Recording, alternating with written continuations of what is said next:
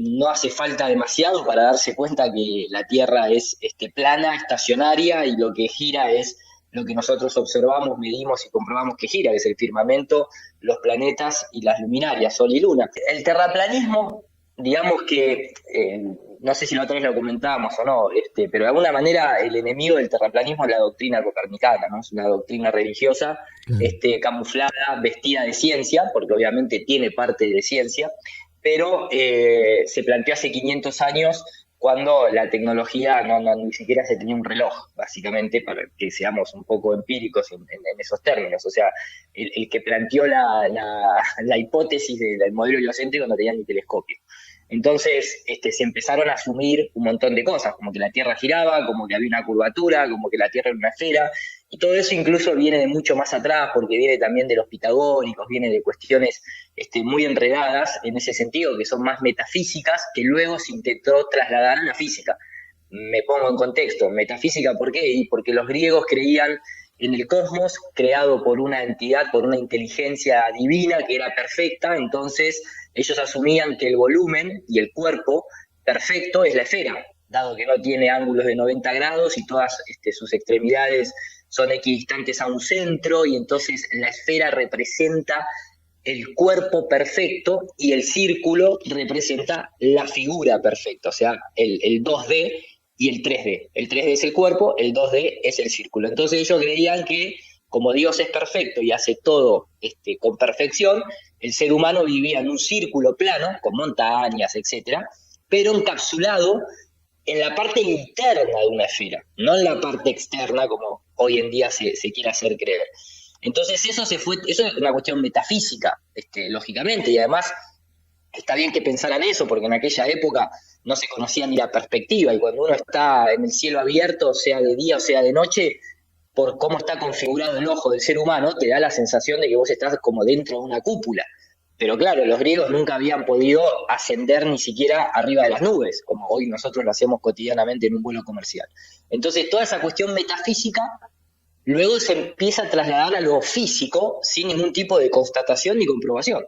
Entonces, cuando de alguna manera, después de tantos años, de tantos siglos, de mantener una teoría que proviene del Vaticano, porque repetimos que Copérnico, Galileo, Kepler, incluso el padre de la teoría del Big Bang, Georges Lamet, son todos de la orden jesuita, pero nunca pudieron comprobar nada, ni tenían el instrumental para poner a prueba la falsabilidad de su hipótesis, como bien dice Karl Popper, hasta 1900 prácticamente. ¿Entendés? Estuvieron 400 años Teorizando. sosteniendo una idea, Una teoría, claro, una sosteniendo sí, una hipótesis, digamos, porque para que sea teoría más o menos tiene que cumplirse ciertos parámetros en términos del método científico. Claro, y después que vas a reconocer que estuviste equivocado, después de las muertes que generó la cuestión del modelo heliocéntrico, bueno, un montón de cuestiones. Hoy en día, todo eso se reduce a agarrar una simple cámara, ir a Colonia y ver todo Puerto Madero y a edificios en Quilmes, en el caso de Argentina, digo, hacer una trigonometría esférica y darte cuenta que no hay ninguna curvatura terrestre, que vos estás observando edificios que están a 54 kilómetros y que deberían estar prácticamente todos ocultos detrás de una geometría curva, y no están, aparecen ahí. O te subís un avión y esa idea de que el barco desaparece la parte del casco primero que la del mástil porque supuestamente se va por detrás de una curvatura terrestre, cuando el barco desaparece, agarrás una cámara, haces un zoom y el barco vuelve a estar ahí. Hasta que la resolución angular de la cámara no da más, vuelve a desaparecer el barco y agarrás un telescopio y aparece de vuelta. Entonces, ¿en qué número de curvatura se va? Obviamente a eso sumale los efectos atmosféricos, la refracción atmosférica. Desaparece el casco primero, sí, pero no por una cuestión de curvatura geométrica, sino por una cuestión óptica de cómo se comporta la luz cuando atraviesa un medio, y además el mar se evapora, entonces genera como todo ese efecto de distorsión parecido al que uno va en la ruta.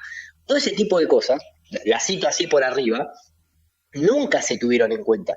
Porque en la época de Copérnico ni siquiera todavía había aparecido Newton para presentar las bases de la óptica.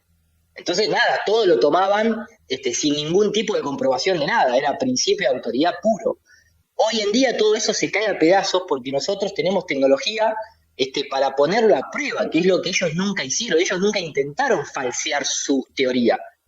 Entonces, cuando hoy vos la pones a prueba, lo único que termina quedando es, y bueno, pero a mí la NASA me muestra por la televisión una película de astronautas. Y entonces decido creer en eso. Y hasta 1969 supuestamente con el viaje a la Luna, Claro. nunca se había visto, ¿no es cierto?, la Tierra desde otro lugar. No. Porque habíamos visto, en todo caso, la teoría oficial dice, vimos en un telescopio otros objetos en el cosmos, que serían planetas esféricos, y por ende, si todos son esféricos, esto tendría que ser esférico. ¿Qué decís con relación a eso? Claro, a ver, el tema de eso también, ¿no? Eso justamente está dentro de una falacia de petición de principio. O sea, vos no podés asumir que la Tierra es una esfera porque ves objetos que ni siquiera comprobás que sean esféricos, porque en todo caso vos ves algo circular que podría ser esférico. Pero bueno, lamentablemente nadie le vio la otra cara a la Luna, nadie le vio la otra cara a Júpiter. Júpiter siempre muestra la misma cara, que es la famosa tormenta del ojo de Júpiter. Nadie le vio la otra cara a Saturno. En esa época todavía no se había ni siquiera teorizado de lo que se denominan exoplanetas, solamente se asumían que las estrellas eran otros soles, pero que no necesariamente tenían planetas orbitándole. Eso viene mucho después con la NASA presentando esta idea de lo que se denomina exoplanetas, pero que solamente lo pueden ver ellos. Nadie más lo puede ver acá desde Tierra un exoplaneta. O sea, ¿qué significa un exoplaneta? Una estrella, como supuestamente sería nuestro Sol, que por una cuestión de ocultamientos a la estrella de golpe titila, desaparece y vuelve a aparecer, entonces se dice que tal vez un planeta pasó por delante. Bueno, cuestión es que en la teoría está buenísimo, pero que siempre recae en el principio de autoridad porque te lo muestran ellos. Entonces, asumir que lo que está ahí arriba nosotros debemos ser lo mismo, no hay ningún tipo de lógica. Eso es una cuestión totalmente arbitraria, de decisión de alguien que lo quiso justificar, porque entonces, ¿por qué nosotros no tenemos anillo? ¿O por qué no brillamos como brilla la luna? ¿O por qué no somos todos blancos? Entonces, eso es un poco como el cisne negro, ¿no? O sea, vos no podés asumir que sos algo que no podés comprobar viéndolo desde afuera, por así decirlo. Nosotros no tenemos presencia, no hay una presencia de curvatura como para decir que somos una esfera. Esto se termina ahí en la discusión, ¿me entiendes? Claro, Iru, tiene que ver lo que pero cierro con esto. Perdón, una cosa nada más. Pero cierro con esto. Por más que sean esféricos los cuerpos celestes, no hace que la Tierra tenga que ser esférica. O sea, yo juego al pool en una mesa plana con bolas esféricas, y la mesa no tiene por qué ser una esfera. Entonces, es como una especie, es una respuesta dada.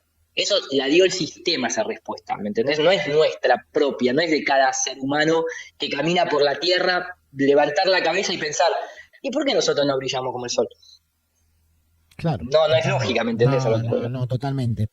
Y esto, cuando vos decís de uno elevarse a una cierta altura, de ver la curvatura, tendría que ver con supuestamente el diámetro de la Tierra, ¿no? El diámetro de curvatura que puede tener, ¿no? Es como una fórmula media matemática, diríamos, de poder entender. A tantos metros que vos te elevás, tendrías que ver una curvatura en algún momento, ¿no? De acuerdo al diámetro que tiene la Tierra, ¿no? Y su curvatura, ¿es por eso?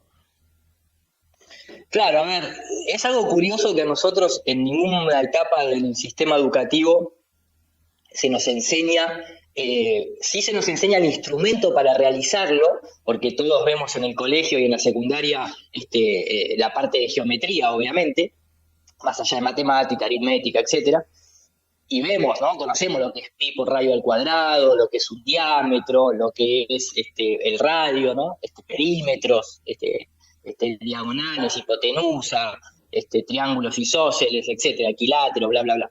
Pero cuando vos eso, no te dicen, bueno, hoy vamos a poner a prueba, vamos a tomar la geometría esférica y vamos a hacer un cálculo de altitud en relación a cuánto yo me tengo que elevar para empezar a ver la curvatura terrestre. Tenés las herramientas para hacerlo, pero no es un ejercicio que vos practicás en el colegio. A vos en el colegio te dicen, La Tierra tiene un diámetro de 12.741 kilómetros de diámetro, con un radio de 6.270 kilómetros de radio, ¿no?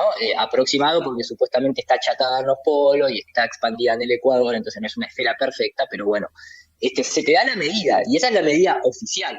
Entonces, si vos tomás esa medida oficial, básicamente vos podés hacer, con un ejercicio muy simple de trigonometría, vos podés calcular, bueno, a ver, si a mí me cuentan que yo estoy parado en la playa, en el mar, veo un barco desaparecer, el ojo humano no puede ver más de 4 kilómetros promedio, y el barco desaparece a los 4 kilómetros porque supuestamente hay una curvatura, significa que si yo puedo estar de manera indirecta observando un objeto que queda oculto por una geometría curva, si yo me elevo en un avión, imagínate el pedazo de curva que debería haber en relación a que me están haciendo creer lo del barco. Ahora, si vos eso lo ponés en mediciones reales, desde 10 kilómetros de altura, que es lo que viaja un vuelo comercial, la curvatura, no la curvatura, sino la distancia a la que yo podría ver antes que esa curvatura comenzara a ocultar los objetos, es de 357 kilómetros. A partir de los 358 kilómetros,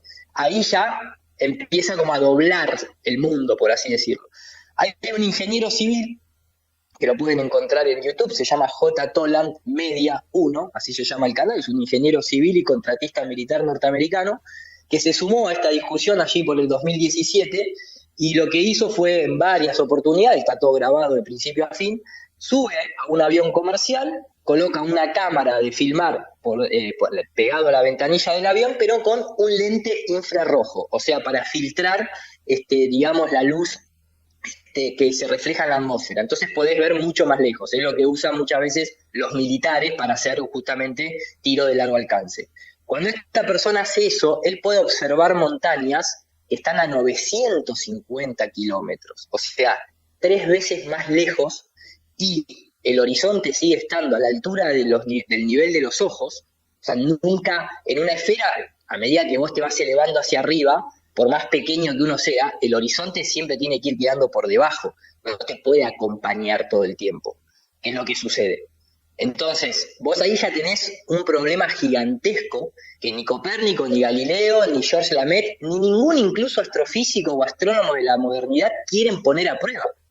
Porque, te repito, si vos subís un avión con un lente infrarrojo y ves 3 veces la predicción matemática de la supuesta esfera terrestre, estás en un problemón.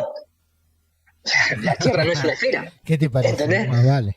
Entonces, bueno, el globo aerostático, la función que cumple es que no podés subir vos con el propio globo, pero podés poner una cámara y entonces podés llevar hasta los 30 a 50 kilómetros de altura. O sea, unas 5 veces más de lo que un avión comercial puede subir, dependiendo del globo que utilices. Pero promedio siempre llegás a 30 kilómetros, 35.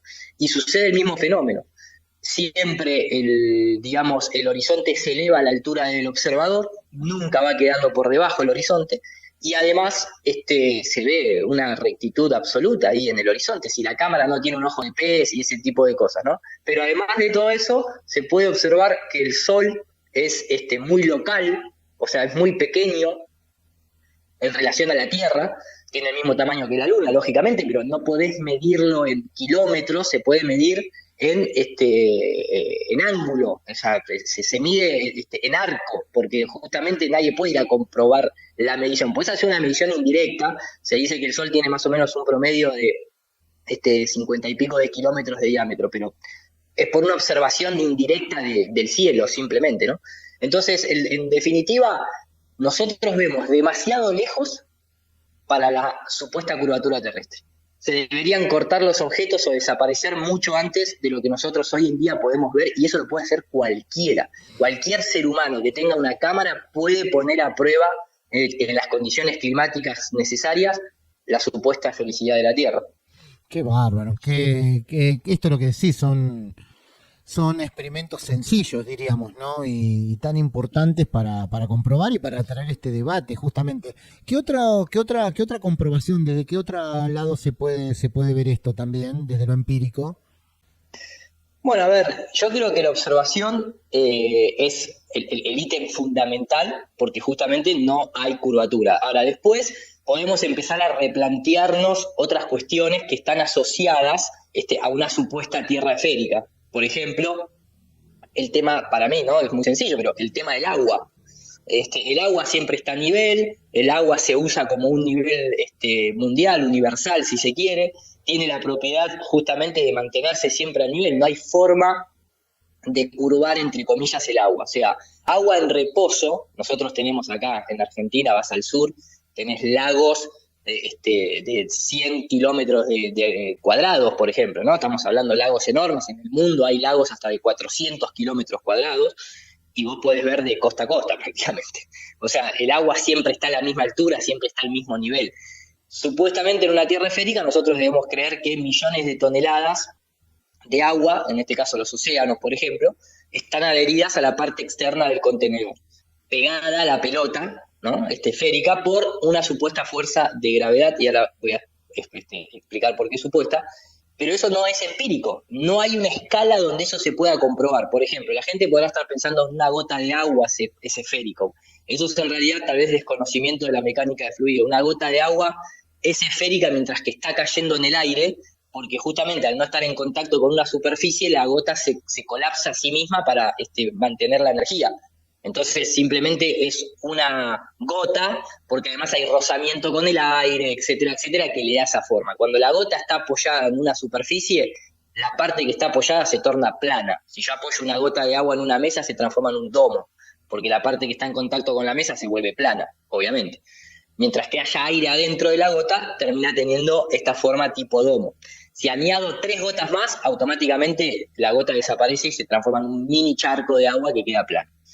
Después, por otro lado, no pensemos, el agua obviamente que se curva si tomamos en cuenta, no sé, una catarata, pero ¿por qué? Porque no es agua en reposo, porque se está moviendo, entonces tiene un momento de velocidad, etcétera, etcétera. No entremos en esa discusión porque es inútil, estamos hablando, repito, agua en reposo. La fuerza de gravedad es el modelo que ellos explican, pero que asumen la teoría de Newton, que nunca se demostró que la gravedad sea una fuerza, porque no hay una comprobación empírica de que un objeto atraiga a otro objeto por tener masa. De hecho, la gravedad en el modelo terraplanista es electrogravedad, o sea, la gravedad significa el peso. Bueno, en la masa de un cuerpo actúan un montón de características, entre las cuales están la electroestática, el magnetismo y demás. La Tierra tiene carga negativa, el cielo tiene carga positiva y ahí está la orientación. Todo en el universo es eléctrico, magnético, y eso sí es una propiedad que con la electricidad y el magnetismo vos podés atraer objetos y repelerlos, independientemente del material que esté hecho. No sé, por decirte, frotás una franela con un globo que es de goma y te lo acercás a la cabeza y vas a electrificar los pelos y los pelos se van a parar, o vos podés hacer digamos, empuje o atracción de madera, vidrio, plástico, metal, lo que quieras, a través de cargas eléctricas. Entonces, esa idea de que el agua se queda pegada a una esfera por una fuerza de gravedad no es constatable, no hay una escala en donde yo eso lo pueda observar. De hecho, la teoría de Newton terminó siendo reconvalidada, digamos, recombinada con la idea del espacio-tiempo de Albert Einstein, de la curvatura del espacio-tiempo, porque nunca se observó la atracción de dos masas, en ningún momento, o sea, jamás. Entonces, ¿cómo eso lo trasladás al modelo esférico donde el agua tiene que quedarse adherida a la parte externa del contenedor? Esa es otra prueba que cualquiera puede hacer. O sea, quiero decir, observar más que hacer. O sea, es observar el agua y ahí tenés una constatación de que efectivamente, si el agua del vaso es nivelada, el agua de la pileta de tu casa es nivelada, el agua de un lago es nivelada, y el agua de un océano es nivelada. Totalmente. Bueno, parece a veces de un sentido común que lo hemos perdido por el adoctrinamiento de hasta inclusive de las academias, ¿no? Porque justamente la gente que más se rehúsa, diríamos, a este cambio de paradigma, a esta nueva teoría, o vieja nueva teoría, porque en realidad es más vieja que la de Copérnico, si se quiere, ¿no? En todo caso, viene muchísimo anterior, ¿no? En esta nuevas ideas que se están generando, el adoctrinamiento cada vez más arriba de personas que están más intelectualizadas, diríamos, dentro de las universidades, de las academias y demás, son los que más le cuesta poder aceptar otra cosa, ¿no? Otra teoría, ¿no? Solamente intentan reproducir lo que ya se les planteó, ¿no? Y es inamovible en muchos casos, ¿eh? Esto me parece que es el gran choque. Bueno, eso que vos decís sí, es así, o sea, tal vez la persona más educada, o con mayor títulos y demás, es una especie, te puede terminar siendo un encadenamiento, ¿no? Se puede entender muy bien, por ejemplo, en términos, vamos a ir a términos militares. Los militares reciben órdenes, reciben un entrenamiento altamente competitivo, incluso con el ejercicio de poder matar a otro ser vivo, pero lo que primero vos tenés que controlar de eso es que no se te vuelva en contra tuyo, porque entonces todo ese entrenamiento que vos le diste para defender tus intereses se te puede venir en contra si el militar se da vuelta y de golpe dice, no, ahora me estoy dando cuenta que el verdadero enemigo sos vos. Claro, claro. Entonces, en la academia pasa lo mismo.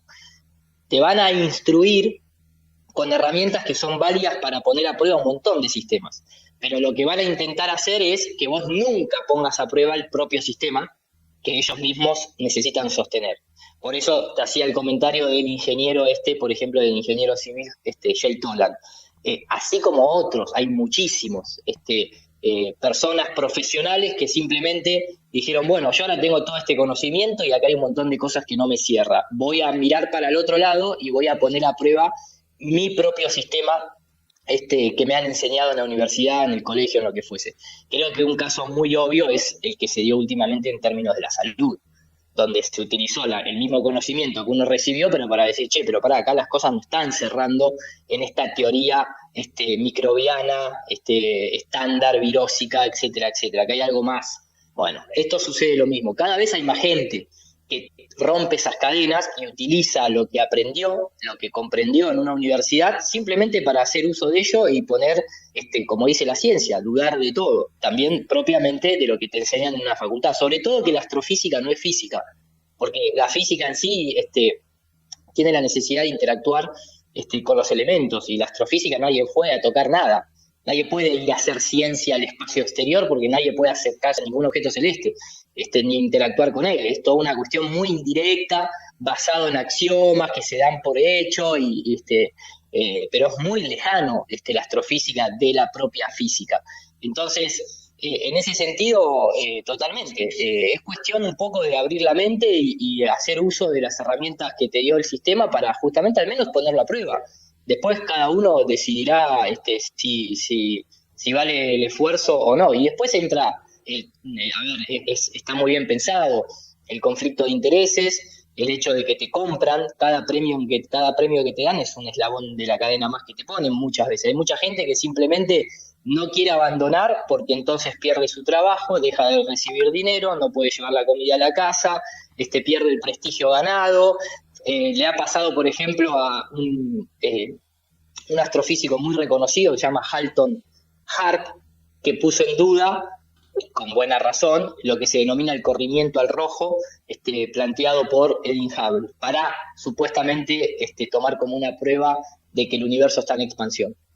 Y el tipo dijo, no, mirá, hay más de 57 maneras de reinterpretar el corrimiento al rojo, y es más, en este quarks, en esta galaxia, no se aplica esto. Entonces, tu teoría está mal, perseguido hasta la muerte prácticamente, en el ostracismo absoluto de la academia, no le quitaron el título porque no pudieron, pero prácticamente nunca más le aceptaron un paper ni nada por el estilo. Y así sucede con muchos científicos. Sí. Es un camino muy solitario donde hay que fortalecerse mucho desde adentro, ¿no? Para poder transitar, ir en contra del sistema. Totalmente, totalmente. Y sí, pensaba un poco en esto, ¿no? En estas circunstancias que se van dando día a día con muchos científicos que, bueno, empiezan a ver. Y me parece que vacilamos tanto, ¿no?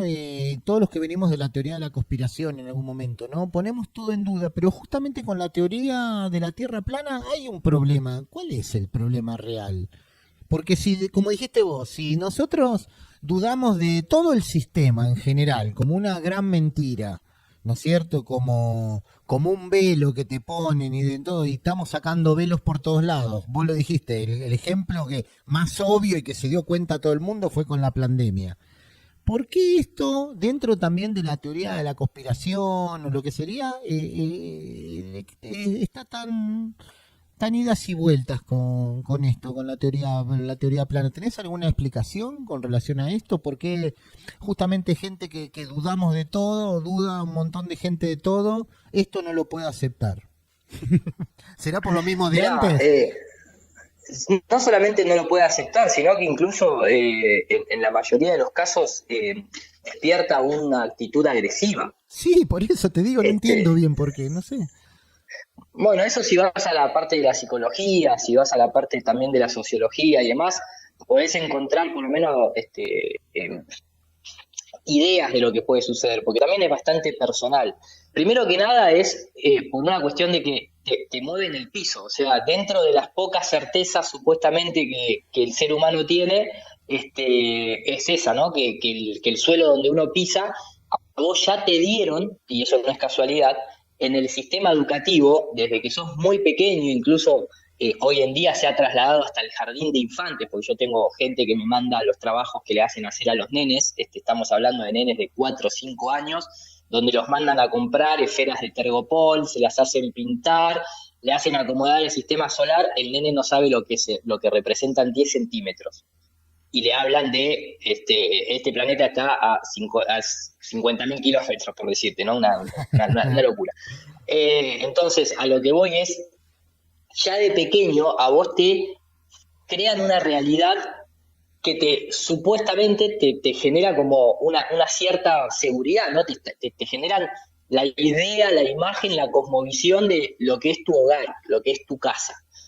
Vos en ese momento no tenés anticuerpos para cuestionar absolutamente nada, solamente sos un input que recibe, pero no cuestiona. Vos no vas a cuestionar a los 4 años al profesor de lo que te está diciendo, y encima más, si cuando vas a tu casa, tu papá y tu mamá, como también fueron igualmente adoctrinados, te dan también la validación. Entonces, te van generando una cultura interna que después es reforzada a lo largo de la vida con ideas de trascendencia. O sea, primero te plantan la semilla, te plantan el terreno de lo que supuestamente es el mundo en el que vos habitás, pero después inmediatamente al mejor estilo religioso, eso te lo empiezan a ligar con, por ejemplo, una posible salvación, porque como el universo es como ellos te lo cuentan, entonces vos podrías el día de mañana viajar, ir a los cielos, que es lo que se buscaba siempre como instrumento de venta en la religión, ¿no? O sea, si vos hacías las cosas bien, te trae Papá Noel, te trae regalos. Si haces las cosas muy bien, el día que morís vas al cielo en lugar de ir al infierno. Todas esas cuestiones arquetípicas están trasladadas, como es la misma institución la que ha creado la doctrina copernicana, también están trasladadas al modelo heliocéntrico. De hecho, no es casualidad que los astronautas bajen de blanco entre las nubes y se los endiose, y los nombres de las misiones, la misión Apolo, la misión Géminis, la misión Artemisa, todos esos nombres de dioses, etcétera, etcétera, tiene todo un porqué. Entonces, al ciudadano, hoy en día particularmente, se le ha cambiado la religión. O sea, simplemente siguen mirando al cielo y siguen viendo salvación, prosperidad, trascendencia, aventura, conquista, porque vamos a conquistar planeta, porque Elon Musk nos va a llevar a Marte y vamos a tener una vida distinta. La posibilidad de antes ver ángeles, ahora es que en cualquier momento vamos a ver extraterrestres. Entonces, a lo largo de los años, todo eso va quedando incorporado en tu subconsciente. Y de golpe aparece uno y te dice, che, pero vos viste que el agua no se curva. Y entonces ahí Totalmente. adentro sale, ¿entendés? Sale una respuesta que en la mayoría de las veces es, pará, vos no me podés venir a decir que todas estas ilusiones que yo me construí son falsas y nunca van a suceder, porque yo ahí deposité incluso hasta dinero, compré terreno en la luna, recordad que se venden terreno en la luna, seguí durante 28.000 horas a Elon Musk en Twitter, me morfé todos los documentales de Carl Sagan y de Grace Tyson, y hasta le dije a mi mamá que yo iba a estudiar astronauta, ¿entendés? Entonces, claro, ¿cómo no te vas a sentir agredido si te mueven el piso? De todas formas, siempre dependiendo de la persona cómo se lo toma, pero como dice el arquitecto Guillermo Ur, hay una situación de un duelo, vos tenés que matar, tenés que dejar morir a la esfera dentro tuyo. Y en una muerte la mayoría de las veces hay dolor, y hay negación. Entonces, bueno, es lógico que suceda eso con algo que es la primera de las religiones que te meten en la cabeza de pequeño, independientemente si sos cristiano, musulmán, judío o ateo. El ateo no se da cuenta que es más creyente que otras personas en un modelo que no es constatable, como es en la doctrina copernicana. Increíble, increíble, increíble. Sí, totalmente. Bueno, comparto. Sobre todo ese punto, ¿no? De tanta resistencia que hay a entender el punto de vista de otro, ¿no?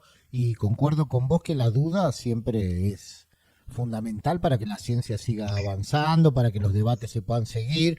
Y a mí, bueno, me encanta justamente esta teoría porque es bien picante para la gente. Entonces, Mira, tenerte aquí, sin ir más lejos, tenerte aquí, bueno, un privilegio que seas vos también el que pueda un poco contar de primera mano todo esto, ¿no? Así no hay distorsiones también en otra, porque bueno, al uno defender esta teoría, bueno, hay que prepararse muy bien, ¿no? Para lo que viene. Vos estás muy preparado, te gustó y demás. Las personas en común tienen un trabajito también, ¿no? En ese sentido, para ponerse a estudiar, necesita un planteo porque del otro lado, la gente en un debate o en una charla o entre amigos, vos planteás esto, bueno, hay que tener bastantes argumentos, bastante sólidos como para poder prenderse en ese debate, ¿no? Entonces está bueno esto también para esto, para tener un conocimiento más. A mí siempre me parece que es importante tener todo el conocimiento, ¿no? Vos tuviste que aprender lo otro para aprender esto nuevo, ¿no? Yo aprendí historia de la vieja para aprender la historia ahora de nuevo. O sea, claro, ¿se totalmente. entiende? Entonces, siempre está bueno poder haber estado en los dos lados, ¿no? Vos tuviste, por eso te digo, vos Es también. necesario, Es no, es necesario. necesario. Ah, bueno, Si bueno. no, si no sos un dogmático, si no sos un dogmático. Claro, claro, Mirá, claro. te lo digo así, incluso para cerrar el punto anterior. Sí, querido. Lo que vos planteabas de esta cuestión de por qué la gente reacciona así, lo podés ver, pero en primera persona. Si vos durante 5 años le decís a tu hijo que existe Papá Noel, hasta que llega un momento que tu hijo se entera que Papá Noel no es verdad, ¿qué hace tu hijo? Inmediatamente se enoja. ¿Por qué? Porque se siente engañado. Pero después la pregunta siguiente es, lo que pasa es que ahí hay como una especie de aliciente, ¿no? Porque ahí la pregunta siguiente del niño es, ¿pero yo voy a seguir recibiendo regalos? Y si vos le contestás que sí, no pasa nada. Si vos le contestás sí, vas a hacer, bueno, listo, me enojo, pero los regalos siguen viniendo. Imagínate que vos le decís esto a un adulto y el adulto te dice, pero yo voy a poder viajar a Marte. Y le voy a decir, no, y a Marte no podés viajar porque no se puede ir. Y no, mirá, a Saturno tampoco. Y no, mirá, la idea de que vos ibas a estar. Y claro, el adulto se queda sin premio. El adulto se queda sin regalo. Entonces, es como que a un niño le digas, no, mirá, no vas a recibir más regalo. Lo primero que va a hacer se va a recontra enojar con vos. Pero bueno, volviendo al punto que vos decías, Sí, totalmente acá. pensaba también, Iru, que, mirá, pensando tanto en este ejemplo que se da siempre, de que mucha gente cree entender que estamos dentro de una matrix holográfica. Y se puede entender eso y no se puede. Se puede comprender No, eso, claro, hasta entender obviamente, eso, y después totalmente. cuando le decís, che, la Tierra plana, no, la Tierra plana no.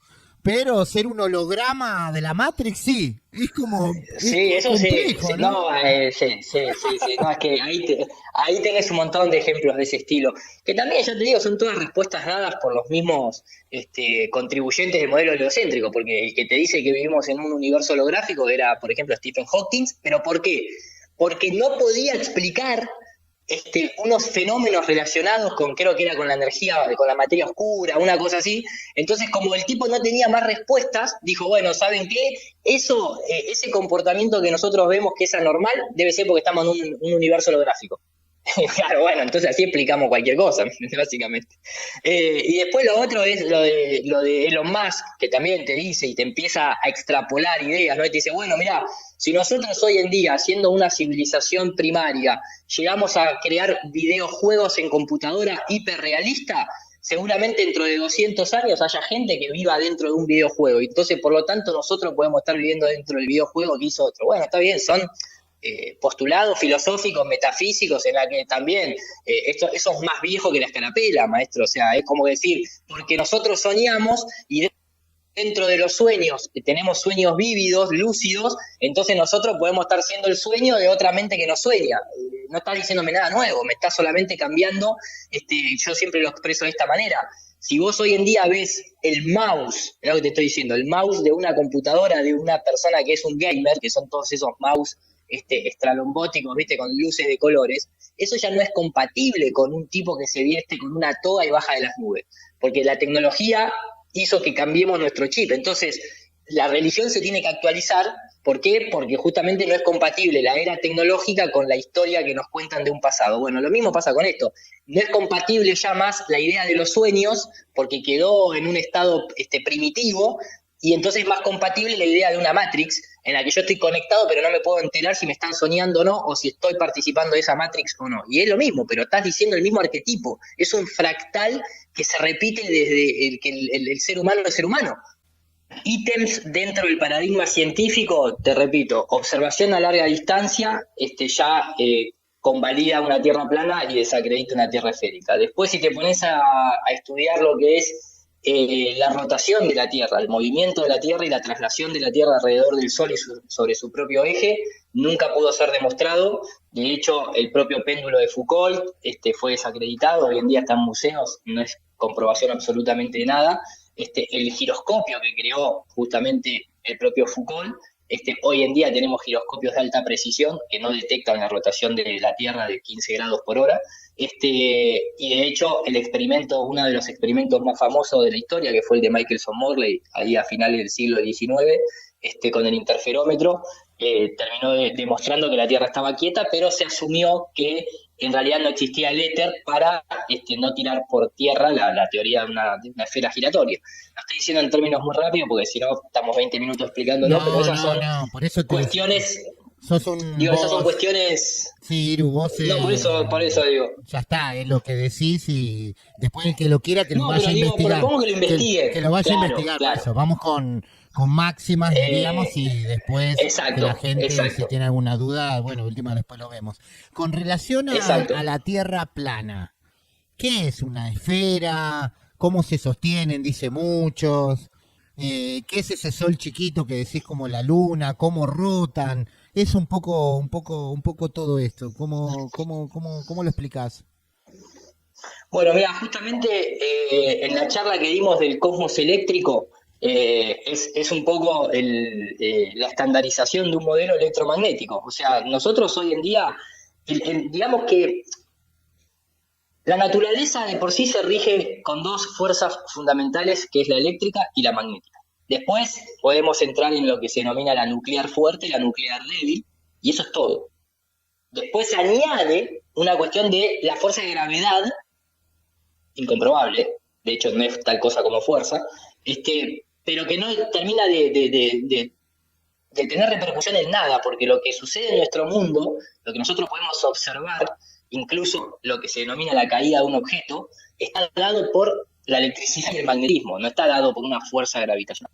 Entonces, esas son las dos fuerzas fundamentales de las cuales se desprenden el resto de las dinámicas, desde los vientos, las estaciones del año, los torbellinos, los remolinos, los tornados, los huracanes, la propia vida, todo, la separación celular, no sé, todo lo que vos quieras ver en términos de la naturaleza, de la fisis, lo podés explicar en su línea fundamental con la electricidad y el magnetismo.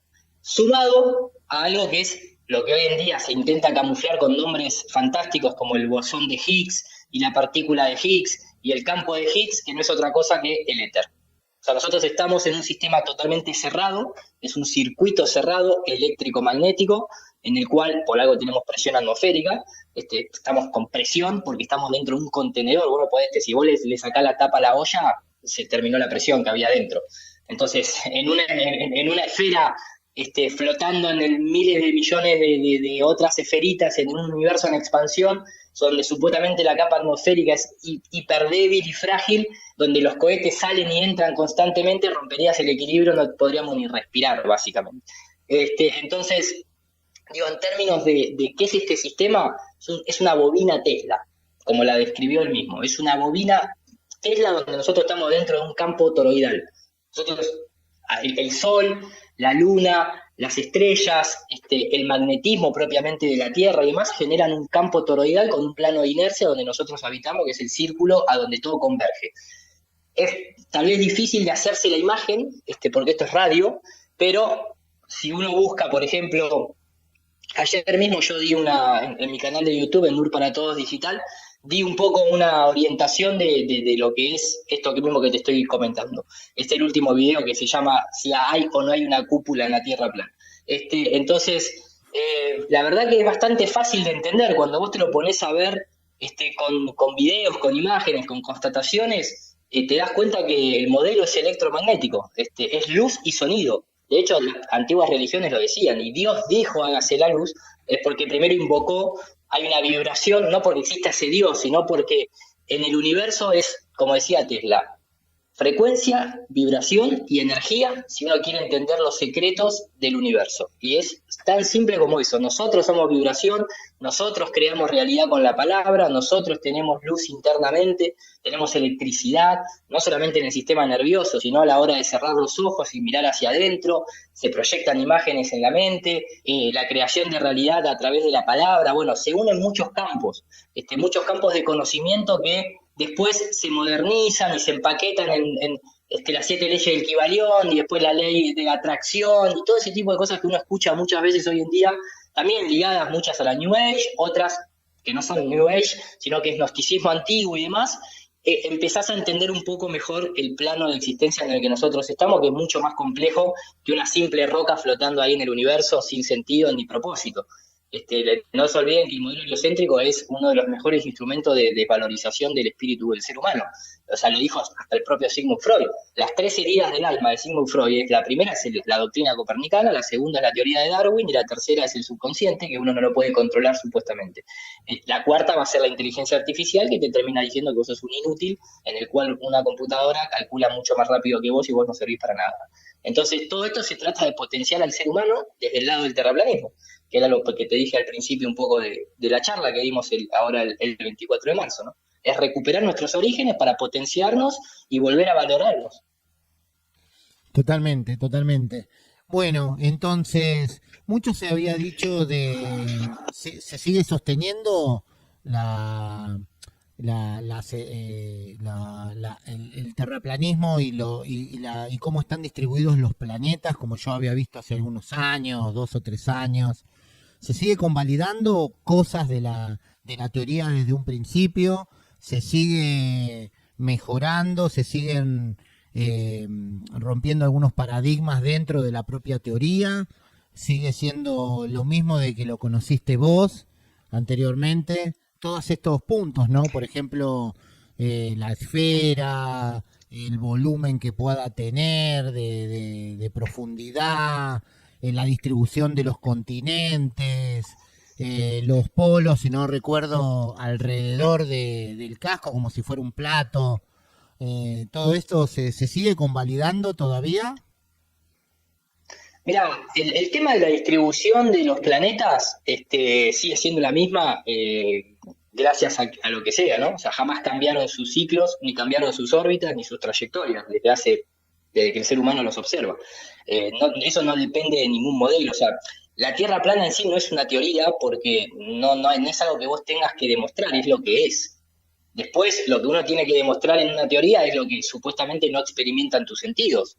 Tus sentidos no experimentan que la Tierra rote, tu sentido de la vista no observa que haya curvatura, tu sentido de la vista confirma que la Luna se mueve, ¿por qué voy a pensar que el Sol está quieto? Si es el mismo sentido de la vista el que lo está observando. Entonces, muchas veces cuando se habla de la teoría de la Tierra plana, uno dice, pero ¿cómo yo te voy a demostrar algo verdadero? O sea, responda verdadero o falso y justifique. Y yo no te puedo justificar lo verdadero, te puedo mostrar la mentira para que vos entiendas lo que es verdadero, pero lo verdadero no lo podés explicar como una verdad porque ya es en sí propiamente una verdad, ¿no? Entonces, desde ese lado uno a veces entra en un laberinto mental que se termina perdiendo, pero en este sentido, lamentablemente, no lo digo para el terraplanismo, sino que lo digo para en representación de la raza humana. No te dejan explorar, porque cuando vos vas a la Antártida está militarizada, tenés que pedir permiso, pueden ir civiles, sí, pueden ir civiles, pero con permiso, a bases militares no tenés libre investigación. Y además el clima te mata, o sea, por más que quieras, no vas a sobrevivir. Para abajo, la empresa más pudiente de este mundo, que fue la Exxon, solamente perforó 11 kilómetros. Y a nivel gubernamental, los rusos, con toda la maquinaria y el financiamiento disponible, excavaron 12 kilómetros.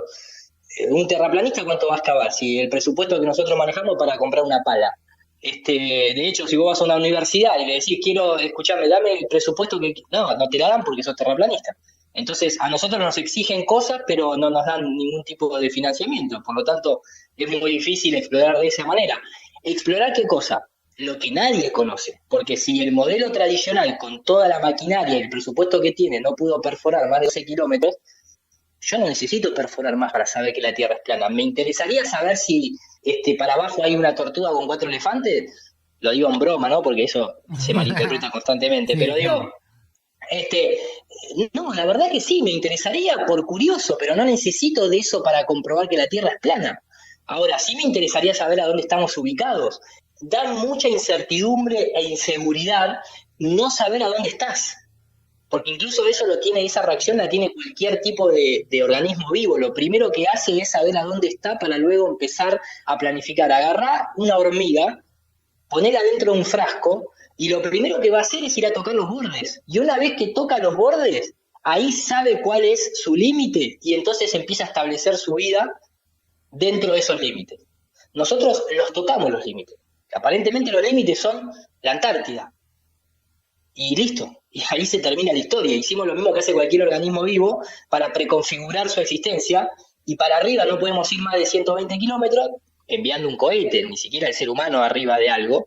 Para abajo no podemos perforar más de 12 kilómetros, y bueno, ahí ya tenés un poco los límites de dónde estamos. Ahora, ¿dónde estamos apoyados? Ni siquiera tiene por qué estar apoyado. Es difícil entender que tal vez esto que experimentamos es todo lo que hay en el plano físico. Tal vez la trascendencia sea espiritual, en otro plano, en otro nivel de materia, por así llamarlo, no creo que sea materia, pero en otro nivel de energía, que puede ser cuando uno experimenta una desencarnación y esta idea de si uno regresa a experimentar en este mundo, etcétera. Pero la verdad es como preguntarle a una persona, ¿y a dónde se está expandiendo el universo? ¿Que se crea a sí mismo? Es una cuestión metafísica. Vos, para expandirte tenés que tener un lugar que te albergue. Yo me puedo expandir si yo tengo un lugar donde, si tu living tiene 2 metros por 2 metros, o rompés la pared, pero del otro lado de la pared tiene que haber más espacio para que vos te puedas seguir expandiendo. Si no, vos no te podés crear a vos mismo a medida que te vas expandiendo. Esa es una cuestión metafísica asociada a deidades que la trasladan una vez más al modelo heliocéntrico. El universo se expande, ¿hacia dónde? Y no, bueno, se crea a sí mismo. ¿Y a dónde está apoyado el universo? Y no sé, y bueno, nosotros tampoco sabemos dónde está, aparte esta palabra, ¿no? ¿Dónde estamos apoyados? Eso porque el ser humano necesita seguridad y necesita pisar, necesita sentirse firme, como está la Tierra. Entonces no puede concebir la idea de que esto es lo que hay y listo. Y no estamos apoyados en ningún lado, ¿no? Es difícil. El planteo es muy metafísico. No te lo podría ni siquiera ilustrar, y menos con palabras. Vamos, Ciru dice verdades expuestas. Si lo confirma la NASA, es todo mentira. Si lo confirma la NASA, es todo mentira. Si lo confirma la NASA, es todo mentira. Si lo confirma la NASA, es todo mentira. A la luna nunca la invadieron, y el espacio nunca ellos lo vieron. Las galaxias nunca existieron. La Tierra es plana, desde siempre lo supieron. Si lo confirma la NASA.